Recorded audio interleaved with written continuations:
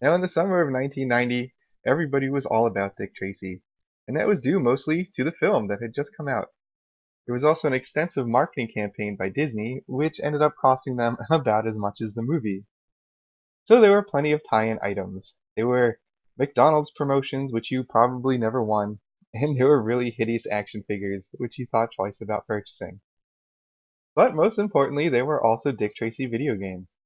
And the most famous of which you probably have already seen, is Dick Tracy for the Nintendo Entertainment System. And as you know, it is absolute shit. I mean, it's just frustratingly hard, and there's just no way to really beat it without cheating. And those snipers on the roof are really the worst, but you've probably seen that. So there was actually another Dick Tracy game, and this time it was for a variety of computer systems. And this one too is also pure shit. I mean, look at this thing. It's an absolute mess. There's just guys everywhere. There's bullets coming from every angle. You have to point in the direction you want to shoot while you're walking, and you just keep coming. Really, the best tactic is to run from one screen to the next and hope you don't get killed before you get to the end of the level. And at the end of the level, you shoot more guys, and then you eventually come to the boss, who you will also shoot until he gives up. And then two cops come by and take him away. And it's really not that exciting. It's really an awful game. So that begs the question, is there a good Dick Tracy video game? Well, the answer is kinda. Because Disney also put out a computer game for the Dick Tracy movie. And it is called Dick Tracy, the Crime-Solving Adventure. And it's actually quite playable. It's rather extensive for a game of the time, and it does sort of give you the feeling of being a detective who has to hunt down clues and fight bad guys. So, let's take a look at Dick Tracy, the Crime-Solving Adventure. And here we have the copy protection, which doesn't matter right now. This is the title screen, and as you can see, it does relate to Dick Tracy's origin as a comic strip character. Dick Tracy has been around since the 1930s. It wasn't until 1990 that Dick Tracy became a modern cultural icon, and he appeared in video games, which, you know, according to pretty much everybody, was not really a good thing. So here we are at headquarters, and here we have Dick Tracy at his desk. You see, once again, it does look like a comic strip. Here's Dick Tracy's two-way wrist radio. It's not terribly easy to say. And this is how he communicated with headquarters and pretty much anybody else. Here's your health bar. You have a health as Dick Tracy himself. And here's your damage. And this is the damage to your car.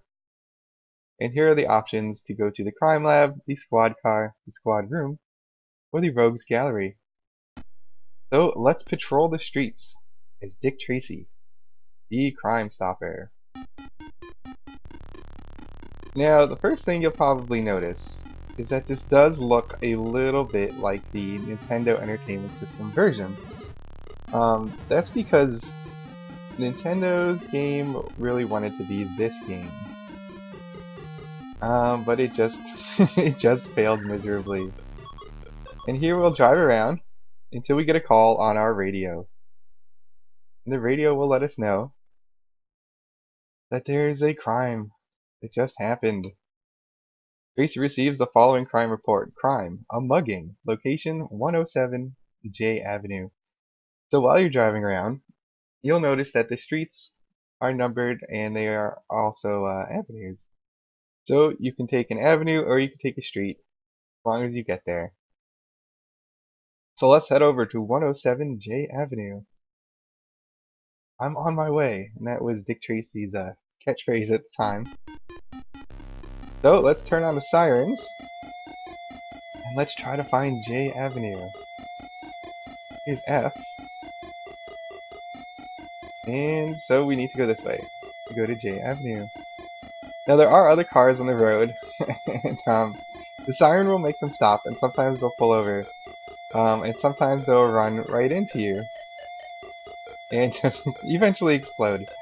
The controls are okay. They're definitely better than on the Nintendo. The car is actually drivable, and here you see we're at the crime scene, and when we pull up to it, we can get out, and we will investigate this mugging. So here is the other mode outside of the car, when you're walking around, is Dick Tracy himself, his identifiable yellow coat and hat. Here's our mugging victim. When we walk up to him, he will tell us what's going on. I was mugged, and a thug got away with all my dough. Upon interviewing the witness further, Tracy discovers this about the perpetrator. He headed towards the West End. So when you interview one of the victims, he will give you a little bit of information about who you're looking for. Sometimes they will have more than one piece of information, so it's good to check again. Although his own personal dialogue is always the same. See, here we see he was about 5'10". But as we know, a witness testimony is not always reliable, so we can add or subtract about 3 or 4 inches from that, which makes them about the same size as the majority of the world's population. And here's a clue. You can pick it up by crouching down. Now it looks like a rope, but it's actually a strand of hair. And yes, you can go down into the sewers, which you will do accidentally if you stand on a manhole and press down.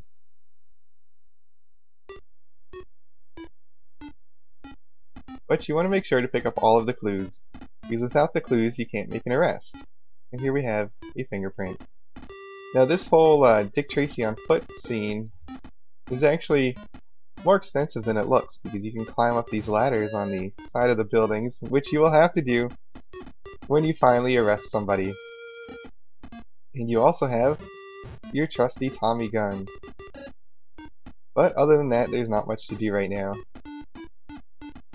We will go back to our car. Oh, and there's a, there was actually a bad guy. And you can shoot those bad guys. Sometimes you'll pull over a suspect, and he will have a number of thugs in his car. And the thugs will also shoot at you. But if your health depletes too much, we can go visit Tess Trueheart, our girlfriend. And she'll patch us up with a bottle of iodine and some cotton swabs. Now what we want to do is take our evidence back to the crime lab where we can have it analyzed. You do that by going back to the headquarters, which is 138 7th Street. So of course, we need to go back up to 7th Street, which is in the opposite direction. And there's a garage. The garage is great because as you crash into things, which you definitely will do, your car will take damage, and bringing it to the garage will allow you to fix up your car. And that right there is a suspect car. And that is Numbers. Now each Dick Tracy character, of course, has some sort of weird name. Is in one way or another associated with what he does, or how he looks.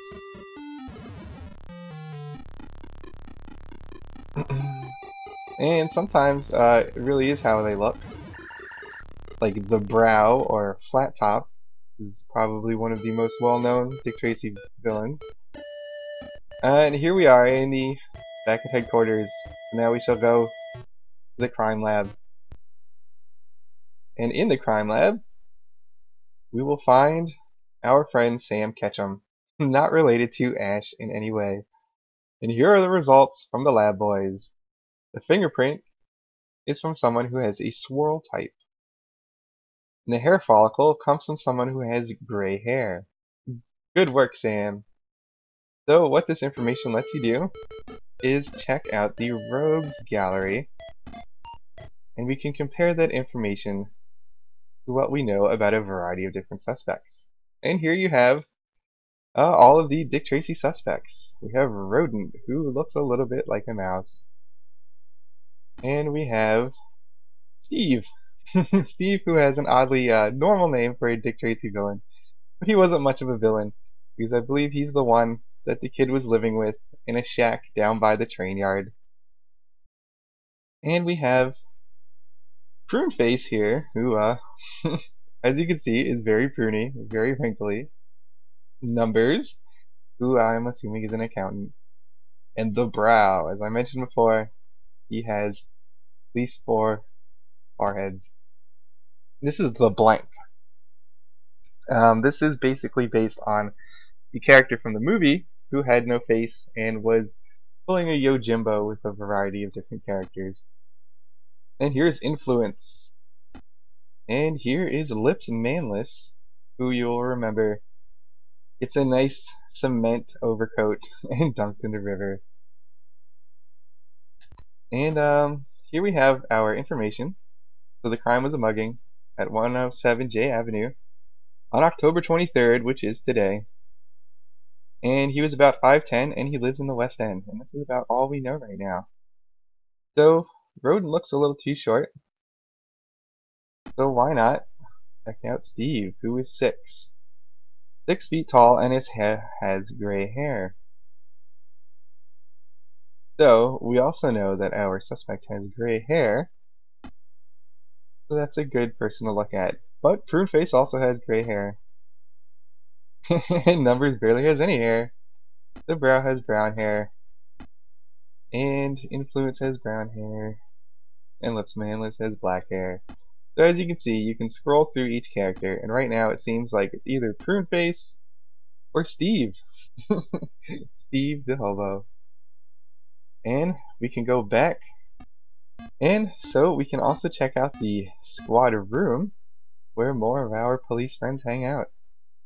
And here we have Pat Patton, his most experienced operative. When you get your clues first, figure out who could have done it. And there are a variety of ways to get more information on the suspect you're looking for. One of them is to, of course, track down clues from crime scenes. And another one is to track down different suspects and question them about the crime. Certain suspects will have about 3 or 4 thugs in their car, and they're not really going to go kindly. Any suspect that has 1 thug is probably a little bit easier and will be more likely to answer your questions. You can also get information from Club Ritz, from Breathless Mahoney, who is, of course, Madonna's character in the movie. And you can get information from the kid, the aforementioned orphan who is eventually adopted by Dick Tracy. And the kid can be at 3 different locations because he's a street urchin and spends much of his time in the street. So let's go back to the squad car and let's go to Club Ritz and see if we can talk to Breathless Mahoney. Club Ritz is 119 5th Street, and so we will try our best to drive over there without running anybody over or crashing into any other cars. Well, here we have accidentally crashed into Lips Manless, and he will get out of his car with a couple of thugs, or just tell us to go screw ourselves. So let's grill the suspect. Okay, talk. Can a gumshoe, you don't scare me none. Well, let's try again. Spill the beans, Lips. Lips Manless tells Tracy that Influence lives in the West End. Well, that's an interesting addition.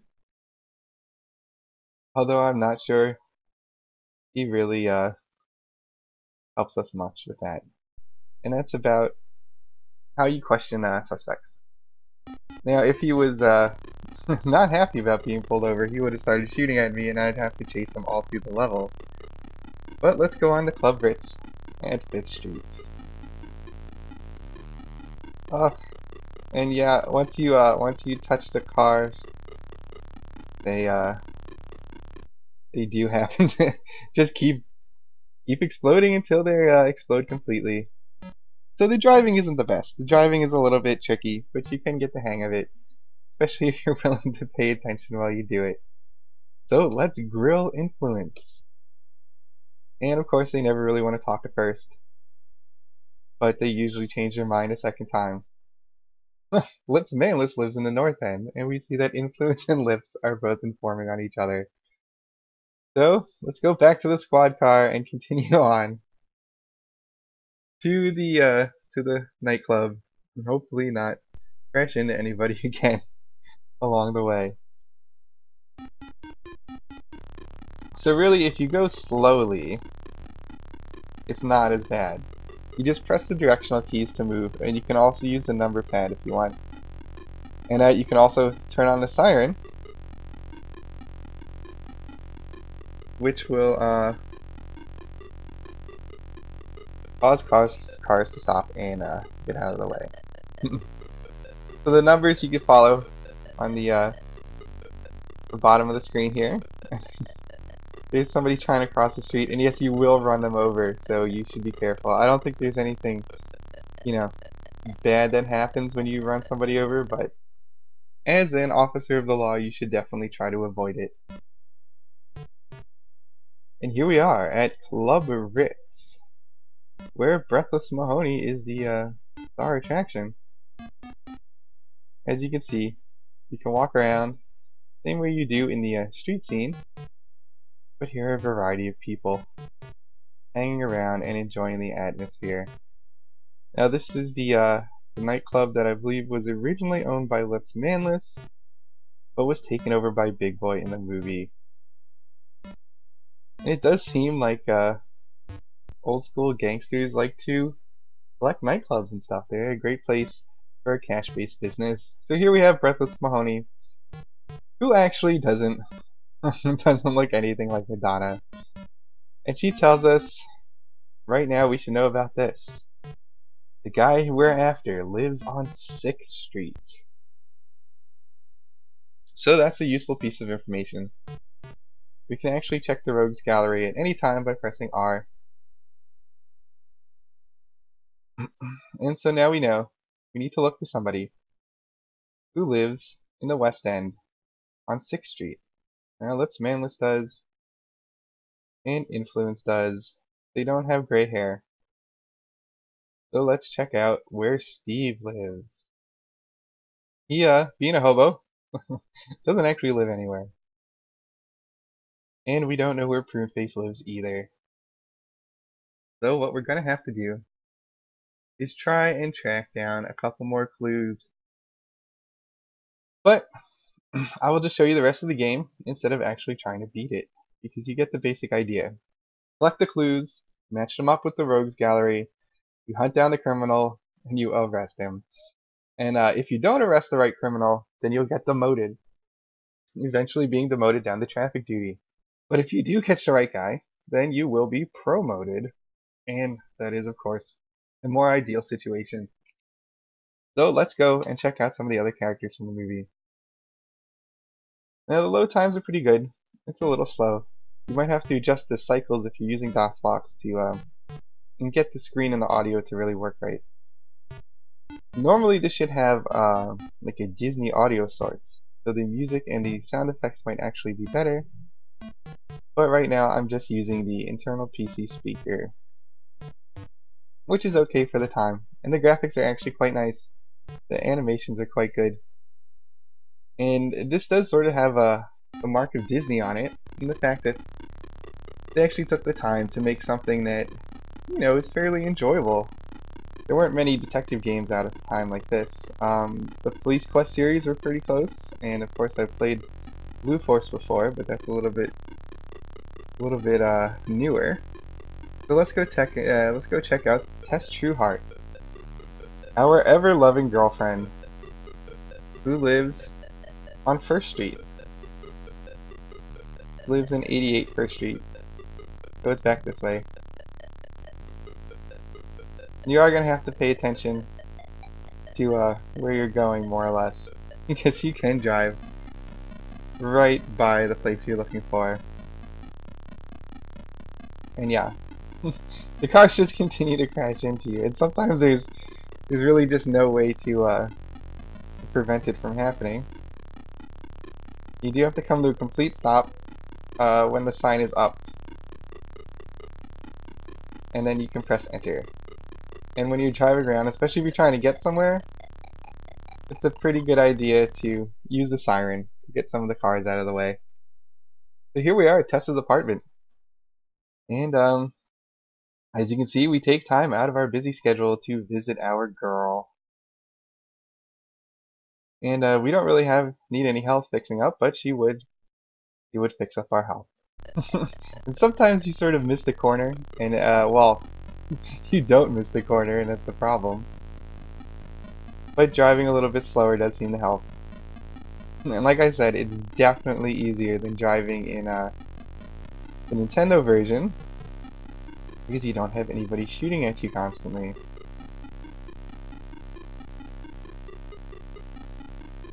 And you can actually turn around. But you can't get out of the car like you can in Nintendo. Not that that ever really helped you much. But yeah, that's basically driving around the city. And it looks fairly Dick Tracy-like with plenty of bright colors. And the music might leave something to be desired, but the music's not that terrible either, considering that it's using an internal PC speaker, and there is probably a better option. And so we should be coming up on the diner now. This is 204. And here's Wharf Avenue. Good place to turn around, I suppose. So yeah, I do have a tendency to just drive right past the place I'm looking for.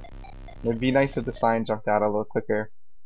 But overall, this game is way better than a Nintendo one. So we stop at Mike's Diner, our favorite hangout. And looks like we're looking good for a change, because we've been staying away from Mike's Chili. Haha. And so, this is Dick Tracy. But not just Dick Tracy. It is Dick Tracy, the crime-solving adventure.